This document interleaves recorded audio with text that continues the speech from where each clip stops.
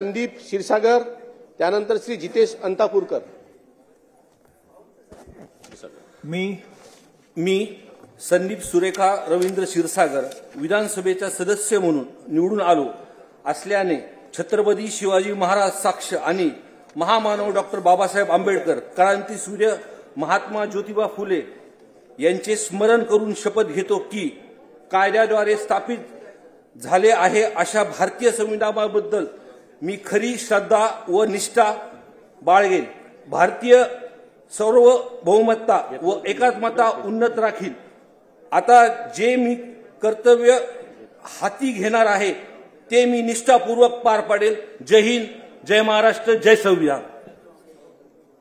Shri Jitesh Antapurkar, doctor Rahul Patil.